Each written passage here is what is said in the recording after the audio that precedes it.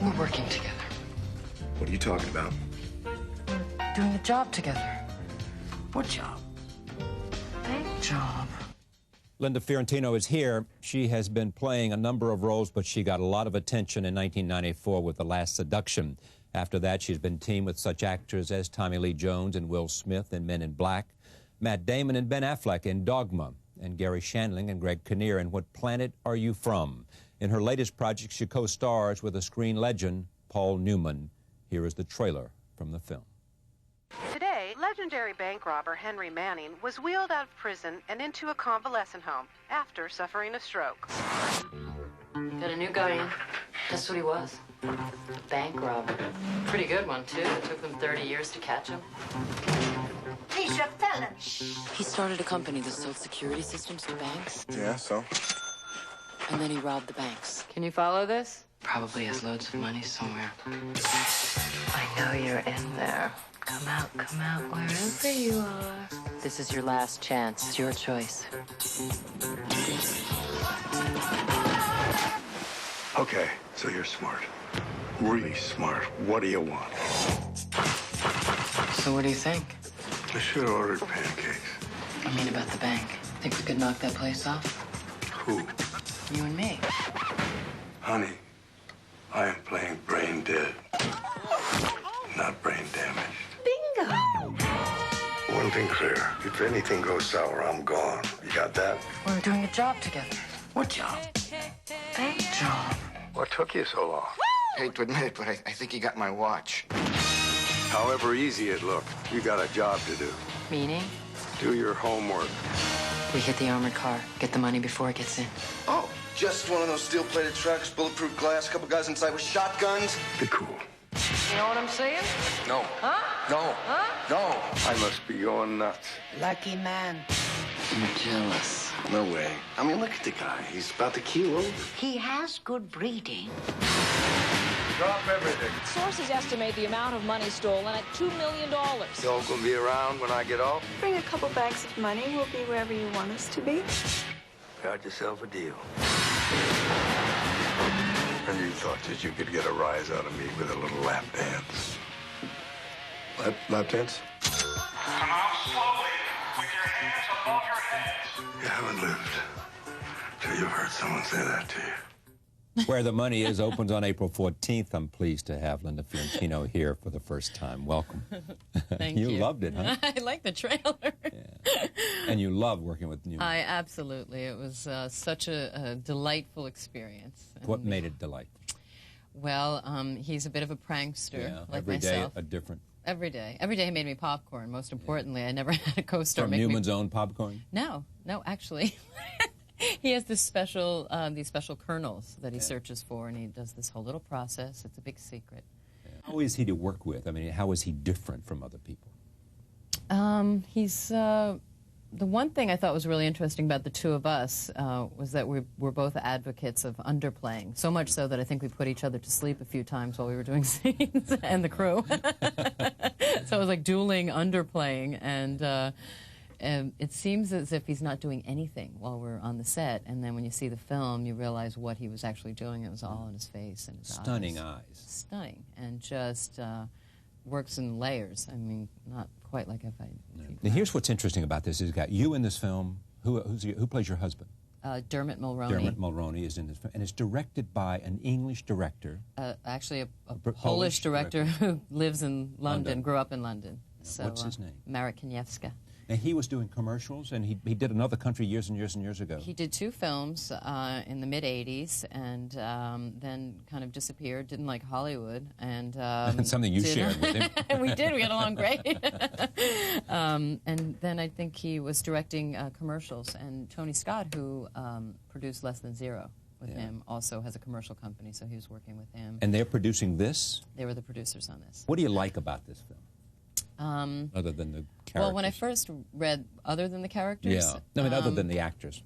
I liked the character I played because she reminded me of girls I grew up with and who are always saying things to me like, oh, your life must be so exciting and my life is so boring and if I could only do what you do. And, you know, sometimes I would trade in my life for theirs. And this is a bit of an homage to them because I think Carol Ann, you know, shares the same sensibilities. Sometimes you would trade in your life for theirs. Oh, absolutely. Because?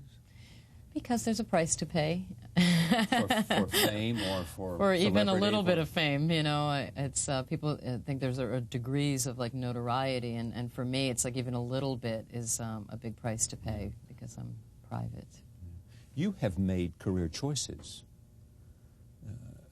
in which you could have played roles in big movies and chosen not to, simply because you didn't want to be part of that. Well, mostly for not because I didn't want to be famous, but because like Top Gun, I guess is one of the things you're talking about.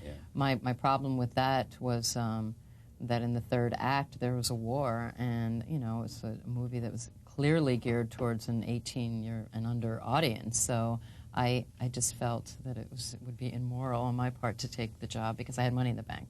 If I have money, if I don't have money, then I'll take a job. my standards are lower. But I did. I had some money saved. This is called situational ethics. Exactly. So, but not so much to shy away from, you know, the fame aspect of it. I try not to think about that. But you prefer small independent films like The Last Seduction, like this? Definitely. Because rather than big Hollywood productions. Because you have more freedom as an actor and as a person if you take less money. Because the more money you make, the more they own you. But some would say more money you make, the more you can be free to make choices to do other things. Yes, unless you're trying to maintain a certain ground, and then you make choices that they would probably want you to make anyway.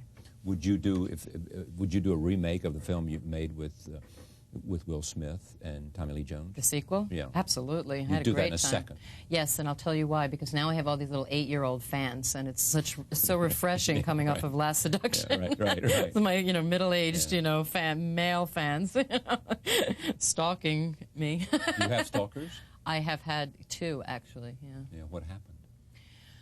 Oh, somebody sent me some mail once, and the FBI actually intercepted it, and they took care of it. Yeah. So they've been taken care of. It no longer is a problem. No. Was it coming out of The Last Seduction? That's when I call upon my relatives. Uncle Tony. Tony. Been to Kansas City lately? Where did you grow up? Philadelphia. Yeah. Did your parents did they want you to be an actress? Well, actually, my degree in college was in political science, and I was heading to law school, as a matter of fact, and so acting was a second choice. And my mother just wanted me to be a professional and make my own money because she had 8 children, and then growing up, she was still young enough in the 60s with the feminist movement. You know, she was in her 20s, so she was very affected by it, but couldn't do anything herself, and so she instilled all those principles in her daughters. So now she has 6 feminist daughters. So we're carrying the torch, I suppose. So when I was young, it was more about being a professional anything and having your own money. And being independent and being self-sufficient and all those things. Being able to leave whenever you want to. I think were the words she used. Do you have that? Not as much as I'd like, but just enough to get by. It's a product of mindset, or is it a product of economic resources, or is it a product of the career you choose, or what? I think it's, you know, the options that I'm given and, you know, what I will and will not do at this point. And for me, it's like I'll try to make enough money to take off. If I could live for a year, then I can do something that I like or something that's, you know, a little risky for no money.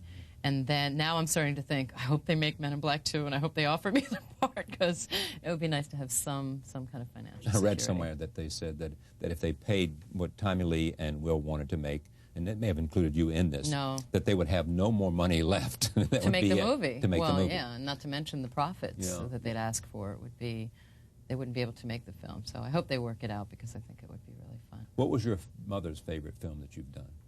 Well, she hasn't seen this one, but this is the one she's most excited about. When I called to tell her I was doing a movie with Paul Newman, she said, "Oh, honey, you finally made it." Like, nothing else mattered before Paul Newman. Did she like The Last Seduction? She did, actually. I think my parents liked that movie because it's like a 40s movie, and it's, you know, when they were kids, and they're the kind of movies they went to, so I think it was a throwback for them. It's the 2 things about that interest me is, one is, what did you think made it such a classic, such a film noir kind of classic that that everybody talked about, everybody loved. Yet it did not have that sort of advance warning that, or advance publicity and marketing that a film of that quality has. Nor could you be given Academy consideration because it was first an HBO movie. Well, at the time, I thought it was a funny situation. I thought it was hilarious. I was completely broke, and that movie came out in London first, and the independent company that made it here, they sold the company, and so they were trying to sell off all the movies they had, and they sold it to HBO before it had a chance to get distribution here. But it had been distributed as a film in Europe and did very well. And so October Films bought it and said, they begged HBO not to air it. And HBO said? They aired it like 2 months before it came out in the theaters, and they aired it 4 times only. And they wouldn't not, because that was the deal they made for the money they paid. And everybody begged them not to because they knew there was advance notice from London, and so... Yeah. And it could have been an Academy Award for you, for Best Actress. That's what they said, but how would we know? Yeah. That's what everyone was saying. And now I wish, they had listened. But do you say now about those kind of things, okay, come say, come saw? It happens, it doesn't happen, you just continue to enjoy your life. At the time, I said, I was just happy that, I was getting more attention for not being nominated, which was, was in keeping with everything else in my life. And... so it actually made sense to me in a funny way. But now, when, where I am now, I think, well, it would have been nice to have that trademark in front of my name, because you make more money. More than anything, you make more money if you have that little Oscar trademark in front of your name. Roll tape. This is a clip from the film. I think this is a relationship between you and... Dermot, right. Hi. Hi, kitty.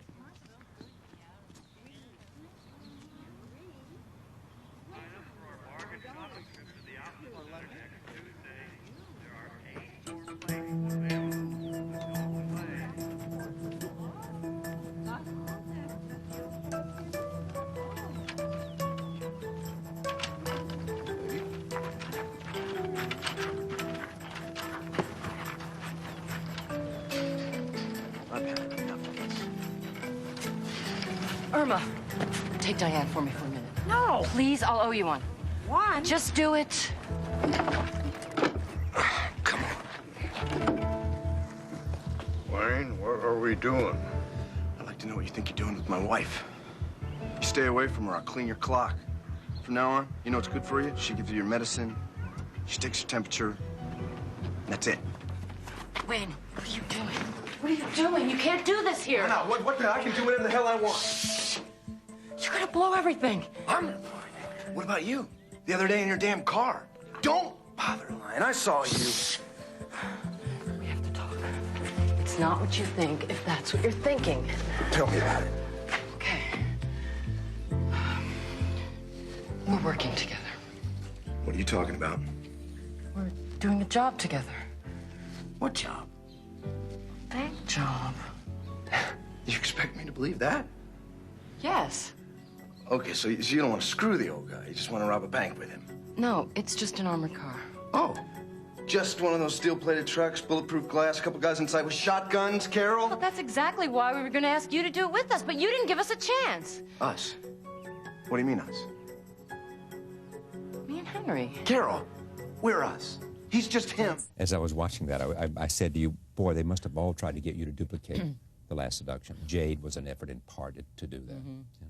Well, Jade, actually, I did before The Last Seduction. I even So that knew was The done Last before. Seduction. Okay. Well, it was around the same time, but it was before I knew The Last Seduction was going to come out as a film. So There was an idea for a Last Seduction 2. they actually made a Last Seduction too. But not with you. And not with me or John Dahl or Peter Berg. I guess the company sold the rights to some British company, and they made a really low-budget version, bastardized version. Would you like to try to duplicate whatever the essence of it was, rather than just simply doing The Last Seduction 2, to try to recapture what it was that was magical about it? I never want to play that role again. I'm sorry. I I played it enough. What do you mean you played it enough? It's like one movie is enough for that person, that monster that I created. Because of the monster quality.